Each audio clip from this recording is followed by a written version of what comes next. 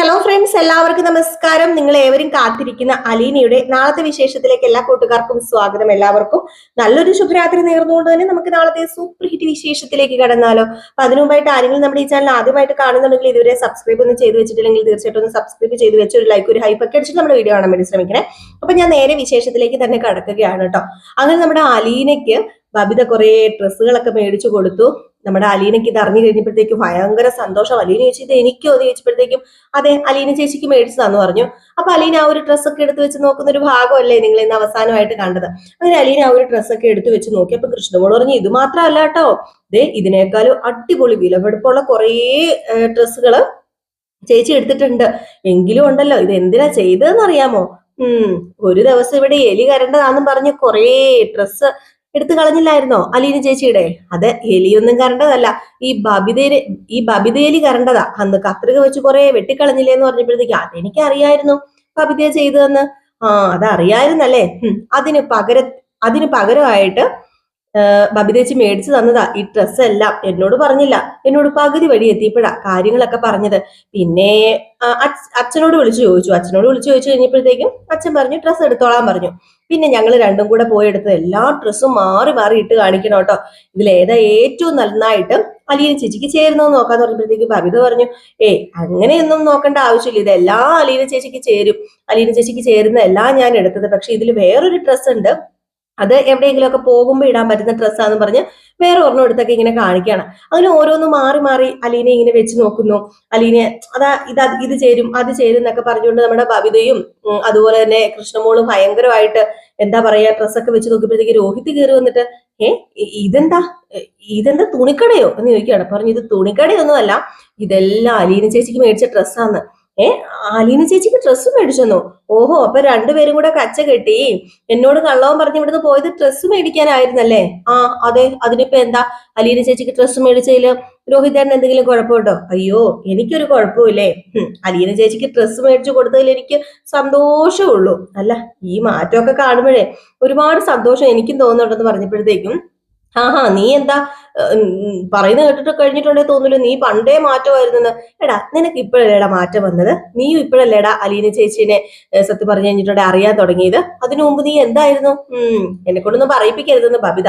അപ്പം നമ്മുടെ രോഹിത് പറഞ്ഞു, അയ്യോ വീട് ഞാനില്ലേ, എനിക്ക് വയ്യ ഈ പെണ്ണുങ്ങളോടിട്ട് നാക്കിട്ടടിക്കാന് എനിക്ക് തീരെ താല്പര്യം ഇല്ല എന്ന് പറഞ്ഞിട്ട് നമ്മുടെ രോഹിത് അങ്ങ് മാറി നിൽക്കുകയാണ്. ബബിതയല്ല അലീനയാണെങ്കിൽ ഈ ഒരു ഡ്രസ്സൊക്കെ നോക്കി ആസ്വദിക്കുക. ഡ്രസ്സ് കിട്ടിയതിന്റെ സന്തോഷമല്ല നമ്മുടെ അലീനയ്ക്ക്, ബബിതയുടെ കയ്യിൽ നിന്ന് ആ ഡ്രസ്സ് കിട്ടാന്ന് പറഞ്ഞു കഴിഞ്ഞിട്ടുണ്ടെങ്കിൽ ഇമിനി വിളിക്കും. അപ്പൊ പിന്നെ നമ്മുടെ അലീന സന്തോഷിക്കട്ടെ. അപ്പൊ അലീനയ്ക്ക് ഭയങ്കര സന്തോഷം അത് ബബിതയുടെ കയ്യിൽ നിന്ന് കിട്ടിയോണ്ട് തന്നെ കേട്ടോ. അപ്പം ബബിതയോടും കൃഷ്ണമോളോടും അലീന പറയാണ്, സത്യം പറയാലോ, ഇത്രയും ഡ്രസ്സൊക്കെ ഞാൻ ഒരുമിച്ച് ആദ്യമായിട്ടാണ് കാണുന്നത്.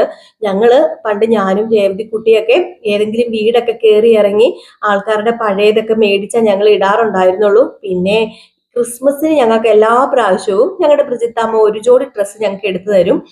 അത് മാത്രമേ ഉണ്ടായിരുന്നുള്ളൂ. ബാക്കിയെല്ലാം ഞങ്ങൾ ഈ വീടൊക്കെ കയറി ഇറങ്ങി ആയിരുന്നു ഡ്രസ്സൊക്കെ ഞങ്ങള് മേടിച്ചുകൊണ്ടിരുന്നത്. അല്ലാതെ പുതിയ ഡ്രസ്സിന്റെ മണം പോലും ഞങ്ങൾക്ക് അറിയത്തില്ലായിരുന്നു എന്നൊക്കെ ഇങ്ങനെ പറഞ്ഞിട്ട് അലീന പറയും, ഇപ്പൊ എനിക്കാണെങ്കിലും രേവതി കുട്ടിക്കാണെങ്കിലും ഭാഗ്യമുണ്ട്, അത് ഞങ്ങളുടെ ബ്രിജിത്താമ്മയുടെ അനുഗ്രഹമായിരിക്കും. ഞങ്ങൾക്ക് നല്ലൊരു കുടുംബം കിട്ടിയല്ലോ. ഇപ്പൊ രേവതി കുട്ടിക്കാണേലും അവിടെ സ്വന്തം വീട് പോലെയാണല്ലോ, അതുപോലെ തന്നെ ഇവിടെ ആണെങ്കിലും എനിക്ക് സ്വന്തം വീട് പോലെ, എനിക്ക് സ്വന്തം സഹോദരങ്ങള്, സ്വന്തം പോലെ ഒരു അച്ഛൻ, എല്ലാവരെയും കിട്ടിയല്ലോ. ഒരുപാട് സന്തോഷമായി. എനിക്ക് ഈ തുണി മേടിച്ച് എനിക്കിത് ഇടുന്നതിലല്ല, ഇത് തന്നില്ലേ നിങ്ങൾക്ക് ഇത് തരാനുള്ളൊരു മനസ്സുണ്ടായില്ലേ, അതിനാ എനിക്ക് സന്തോഷം എന്ന് പറയാണ്. അപ്പോഴത്തേക്കും കൃഷ്ണമോള്, അല്ല അലീന ചേച്ചി കരയാണോ? എങ്ങനെയാ മോളെ കരയാതിരിക്കുന്നത്? സന്തോഷം വരുമ്പോഴും സങ്കടം വരുമ്പോഴും ഒക്കെ ചില സമയം നമുക്ക് കരച്ചിൽ വരില്ലേ? ഇതിനിപ്പം ആനന്ദക്കണ്ണീര് എന്ന് പറഞ്ഞാൽ മാത്രം മതി. ഏതായാലും സാരില്ല, എനിക്ക് ഇതിനൊക്കെ പകരം വീട്ടണം. നോക്കിക്കോ, ഞാനും ഇതിന് പകരം വീട്ടുന്ന ഒരു ദിവസം വരും എന്നൊക്കെ ഇങ്ങനെ നമ്മുടെ അലീന പറഞ്ഞിട്ട് അലീന അങ്ങ് പോയി കേട്ടോ. ഈ സമയത്താണെങ്കിൽ പിന്നെ കാണിക്കുന്നത് നമ്മുടെ രേവതിക്കുട്ടീനെയും മാമച്ചനെയും ഗ്രേസിനെയാണ്. രേവതിക്കുട്ടിയാണെങ്കിൽ ആകെപ്പാടെ കൺഫ്യൂഷൻ അടിച്ചിരിക്കുന്നു. മാമച്ചന് അതിലും വലിയ കൺഫ്യൂഷൻ, ഗ്രേസിക്ക് അതിലും വലിയ കൺഫ്യൂഷൻ, മൊത്തം കൺഫ്യൂഷൻ അടിച്ചിരിക്കുകയാണ്. ഇനിയിപ്പം എന്താണ് എങ്ങനെയാണെന്നൊന്നും അറിയത്തില്ലല്ലോ. ടോണി വന്നതിന്റെ ഉദ്ദേശം എന്താണ്? ടോണിക്ക് ഉള്ളൊരു ഉദ്ദേശം എന്ന് പറയുന്നത്, അങ്ങനെ നമ്മുടെ രേവതിക്കുട്ടി പറഞ്ഞു, അപ്പോൾ ഏതോ ഒരു ഓർഫനേജില് നമ്മുടെ അതായത് ഷെറിൻ ചേച്ചിയുടെ കുട്ടിയുണ്ട്, അത് ഉറപ്പായ കാര്യമാണ്. എനിക്ക് തോന്നുന്നത് മദ്യപിച്ചത് കൊണ്ടാണ് സത്യം പറഞ്ഞിട്ടുണ്ട് ഇതൊക്കെ വെളിയിൽ വന്നത്. ഇല്ലായിരുന്നെങ്കിൽ വെളിയിൽ വരത്തില്ലായിരുന്നു. ആ ടോണി എന്ന് പറയുന്ന ചേട്ടൻ നന്നായിട്ട് മദ്യപിച്ചിട്ടുണ്ടായിരുന്നല്ലോ. അപ്പൊ അതുകൊണ്ടാണ് ഇതൊക്കെ നമുക്ക് അറിയാൻ പറ്റിയത്. ചിലപ്പോ ഇനിയിപ്പോ നമുക്ക് അറിയാൻ പറ്റുമെന്ന് തോന്നുന്നില്ല എന്ന് പറഞ്ഞപ്പോഴത്തേക്കും ഞാൻ പറഞ്ഞതല്ലായിരുന്നോ, അവനെ എങ്ങനെയെങ്കിലും സോപ്പിട്ട് വിളിച്ച് അകത്ത് കയറ്റിയിട്ട് സത്യങ്ങളൊക്കെ നമുക്ക് ചോദിക്കാൻ അറിയായിരുന്നു എന്ന് തന്നെ രേവതിക്കുട്ടി പറഞ്ഞപ്പോഴത്തേക്കും നമ്മുടെ ഗ്രേസി പറഞ്ഞു, ഓ പിന്നെ നട്ടപ്പാതിരയ്ക്ക് പെരുമഴയത്ത് അവൻ കള്ളും കുടിച്ച് ലെവലും ലക്കും ഇല്ലാതെ വന്നിരിക്കുമ്പോഴത്തേക്കും അവന്റെ കയ്യിൽ വല്ല ആയുധം ഉണ്ടെങ്കിൽ എന്ത് ചെയ്യും? നമുക്ക് എന്തെങ്കിലും ചെയ്യാൻ പറ്റുമോ? അങ്ങനെയൊന്നും പെരയ്ക്കകത്തൊന്നും കയറ്റാൻ പറ്റത്തൊന്നും ഇല്ല എന്ന് പറഞ്ഞപ്പോഴത്തേക്കും മാമച്ചനും പറഞ്ഞു, അത് ശരിയാ ഗ്രേസി പറയുന്നത്. പക്ഷെ ആ അനാഥാലയ എവിടെയായിരിക്കും? അല്ല, ഈ കുഞ്ഞ് ഏതായാലും ഒത്തിരി ദൂരേക്കൊന്നും കൊണ്ടുവിടാൻ ചാൻസ് ഇല്ല. തിരുവനന്തപുരം ആ ഒരു സൈഡൊക്കെ ആയിരിക്കും, തിരുവനന്തപുരം കോട്ടയം, അപ്പൊ ആ ഒരു സൈഡൊക്കെ ആയിരിക്കാം ആ കുഞ്ഞിനെ കൊണ്ടുവിടുന്നതെന്ന് പറഞ്ഞപ്പോഴത്തേക്കും അതെന്താ ഇത്ര ഉറപ്പ്? അല്ല, അത്ര പൊടി കുഞ്ഞിനെ മാറ്റുമ്പോഴത്തേക്കും അവര് അങ്ങനെ ആയിരിക്കും മാറ്റിയിട്ടുണ്ട്. തൊട്ടടുത്തടുത്തുള്ള സ്ഥലങ്ങളൊക്കെ അല്ലേ നോക്കത്തുള്ളൂ എന്ന് പറയുമ്പോഴത്തേക്കും നമ്മൾ ഗ്രേസി പറയുന്നുണ്ട്, തൊട്ടടുത്തുള്ള സ്ഥലമല്ല അവര് നോക്കുന്നത്, അവര് ഈ കുഞ്ഞിനെ ഓർഫനേജിലേക്ക് മാറ്റുമ്പോഴത്തേക്കും ദൂരെയുള്ള സ്ഥലമല്ലേ നോക്കത്തുള്ളൂ എന്നൊക്കെ പറയുമ്പോൾ ഒരു എത്തും പിടിയും കിട്ടുന്നില്ല, എങ്ങനെയെങ്കിലും കണ്ടുപിടിച്ചേ പറ്റൂ. രേവതിക്കുട്ടിയും പറഞ്ഞു, ഞാൻ ഇറങ്ങാൻ പോകുക, നോക്കിക്കോ.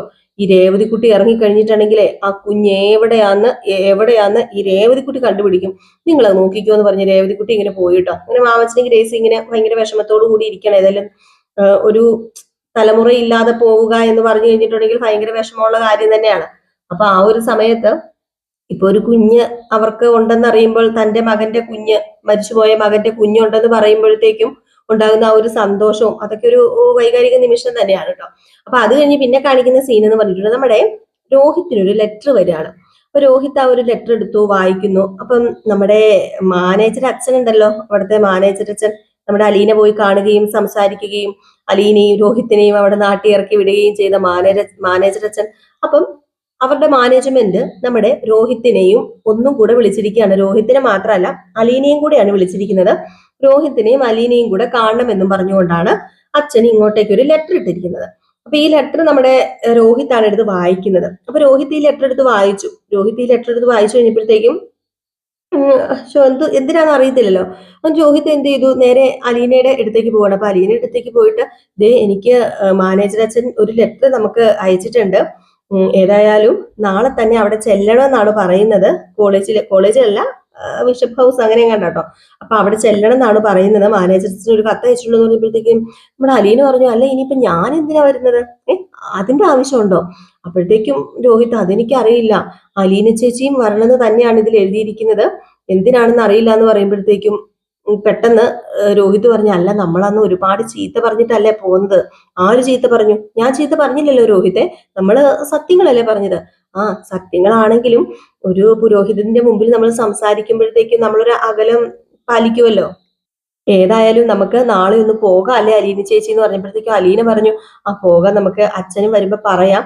അല്ല, നിന്നെ ആ സ്കൂളിലേക്ക് കോളേജിലേക്ക് ഇനി തിരിച്ചെടുക്കാനാണെങ്കിലും അല്ലെ നിന്നോട് എന്തെങ്കിലും സംസാരിക്കാനാണെങ്കിലും എന്നോട് ചെല്ലാൻ പറയേണ്ട ആവശ്യമുണ്ടോ? നിന്റെ കൂടെ നിന്റെ പേരന്റ് അല്ലേ പോകേണ്ടത്.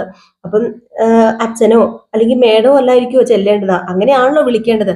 ഇതിപ്പോ എന്നെ എന്തിനായിരിക്കും വിളിച്ചിട്ടുണ്ടായിരിക്കുക എന്ന് പറയുമ്പോഴത്തേക്കും നമ്മുടെ ബബിതയും കൃഷ്ണമോളും വന്നിട്ട് എന്താന്ന് ചോദിച്ചു, ഇതെന്താ കയ്യിലൊരു കത്തും ഒക്കെ, ഇതെന്ത് പറ്റി ലെറ്ററൊക്കെ, ഇപ്പോഴും ഇങ്ങനെ ലെറ്ററൊക്കെ കിട്ടും, ഇപ്പോഴും ലെറ്ററൊക്കെ എഴുതുമെന്ന് ചോദിച്ചപ്പോഴത്തേക്കും അത് പിന്നെ ഇവിടെ അടുത്തുനിന്നുള്ള ലെറ്റർ തന്നെ, വേറെ ആരുമല്ല, നമ്മുടെ രോഹിത്തിന്റെ കോളേജിൽ നിന്നാണ്, ഞങ്ങൾ അന്ന് പോയി കണ്ട മാനേജർ അച്ഛനാണ് ഈ ലെറ്റർ കൊടുത്തു വിട്ടിരിക്കുന്നത്.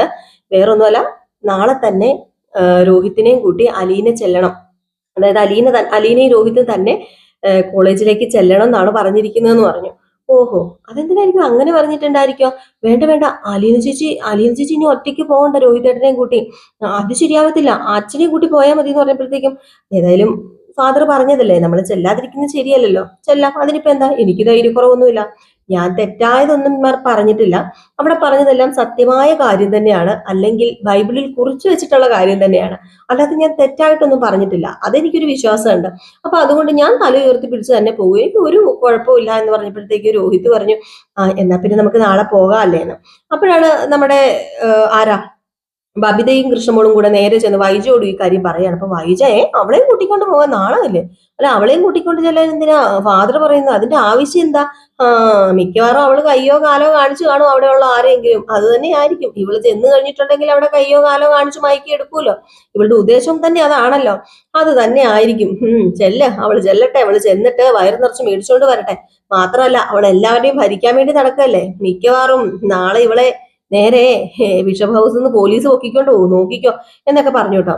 ഈ ഒരു സമയത്ത് അലീന നമ്മുടെ രോഹിത്തിന്റെ കൂടെ പോകാൻ തയ്യാറാവുമ്പോഴത്തേക്കും വൈജ പറയാണ്, വേണ്ട, അതിന്റെ ആവശ്യമില്ല, നീ പോകണ്ട, നീ ഒരു കാര്യം ചെയ്യ്, നീ ഇവിടെ ഇരുന്നാ മതി, നിനക്ക് പകരം അവന്റെ അച്ഛനും അവന്റെ അമ്മയും ഉണ്ടല്ലോ, ഇപ്പൊ എനിക്ക് പോകാൻ പറ്റത്തില്ല, അതുകൊണ്ട് ബാലചന്ദ്രൻ പൊക്കോളും, നീ പോകണ്ട എന്ന് പറയണം. അപ്പോഴത്തേക്ക് രോഹിത് പറഞ്ഞു, അതെങ്ങനെയാ ശരിയാവുന്നത്? ഞാൻ അലീന ചേച്ചി വരണ്ട എന്ന് പറഞ്ഞാൽ ഇത് ഇതിനകത്ത് എഴുതി വെച്ചിരിക്കുന്ന നോക്ക്, ഈ ലെറ്ററിൽ എഴുതിയിരിക്കുന്നത് അലീന ചേച്ചിയും കൂട്ടി തന്നെ രോഹിത് ഇന്ന സ്ഥലത്ത് എത്തണമെന്നാണ്, അല്ലാതെ വേറെ ആരെയും കൂട്ടി ചെല്ലാനല്ലല്ലോ പറഞ്ഞിരിക്കുന്നത്. അപ്പൊ അലീന ചേച്ചിയുടെ കൂട്ടി തന്നെയല്ലേ പോകേണ്ടതെന്ന് പറഞ്ഞപ്പോ പിന്നെ ഇവളെയും കൂട്ടിക്കൊണ്ട് പോയിട്ട് എന്നെ ഉണ്ടാക്കാൻ എന്ത് മല പറിക്കാനാ?